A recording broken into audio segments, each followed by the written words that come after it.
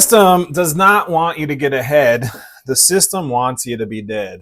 The thing that we start to realize is that we're playing this game of entities and we don't actually own anything. We don't own our sons and daughters. We don't own our homes. We don't own really anything because it can easily be taken away from the state, by the state. We at best get to use it, but if they want to come take it, they can. I mean, they even tax us when we die, which is kind of ironic when you think about it. It's like you were here and you're gone, and there you are with another tax. And while we're busy learning this, and we're busy figuring out how it all works, the powers that be are still planning. They are still planning and they're still executing. They have teams of people that sit around and figure out how to continue their respective agenda around whatever it is that they want to create.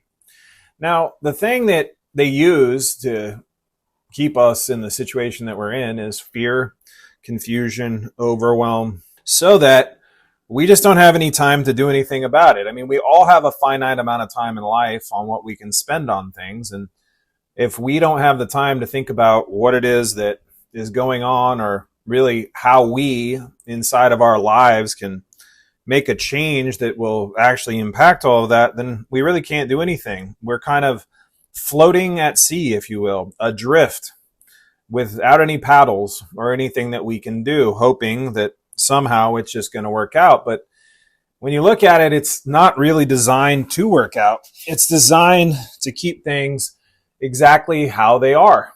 And it's been that way for, eons. I mean, Jesus, the only time he gets pissed in the Bible is he gets pissed a few times, but the only time he really goes to arms is inside of the temple, where he goes after the money changers, and he just lets them have it. He whips them out of the respective temple. This shit's been going on for a long time. It's not like anything new.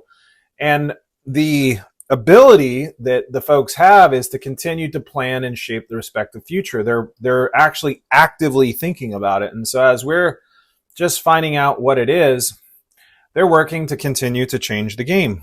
And so we don't necessarily know what it is that we can do or not do, because we're too busy working hard, trying to get by, doing the best we can. And if you want the future to be different, that's not enough. And so the other thing that happens to us is that we get taught and trained that there is a right way that things are supposed to be.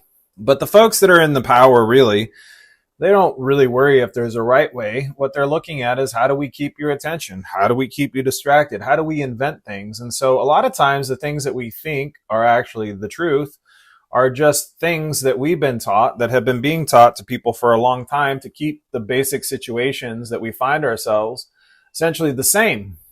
We're continually repeating the process, and we're hoping that somehow it's going to magically work out different because someone told us that it's supposed to work out different. If you really want it to work out different, then you would have to actually do something different. And one of the things that I think is really helpful for people to do is take some time and be able to actually understand what it is that they care about, what it is that they're actually concerned about. You see, if you don't take the time to understand what it is that you actually care about, or what you actually are concerned about in your life, then you're going to be just making moves kind of aimlessly. You're going to be doing what someone else has told you to do. There is inside you a spirit of the Creator, and that spirit of the Creator made you so that you can create. But to create, you have to want to create something. If you don't know what you want to create, then likely what you'll create is a mess or chaos. Or you'll wander aimlessly through life trying to figure out what it is that you want to do with yourself. And it doesn't mean you won't be happy. You can be happy just floating by. It could be enjoyable. There's nothing quite like being in a lazy river inside of a water park. But I think for a lot of us, we don't want just that. We want to have the experience of having expression of our life actually be fulfilled. And a lot of us aren't necessarily interested in becoming the richest man or woman in the world. That might help, but it's not really what we're after. We're trying to work to live a good life, a life that we would like to enjoy, a life where we don't get messed with, where we have good food, where we have people around us that we enjoy being around. And the way that many of us are going about it is trying to improve or duplicate the old system because that's all we know. But the system that we know, if it taught us how to be in the way that we are being right now, isn't it the case that that probably wouldn't work for us? We'd have to invent something new. And so how do we go about inventing something new? That's kind of an interesting conversation. Well, first off, if we're in a fixed way of thinking, then we're just going to repeat what someone else is doing. We need some other method to begin to think about maybe how this world works and how this world exists. Some way that gives us a framework to actually figure out more about who we are based on our own observation and our own powers that we have as a result of being alive, and formulate a plan that allows us to actually do that.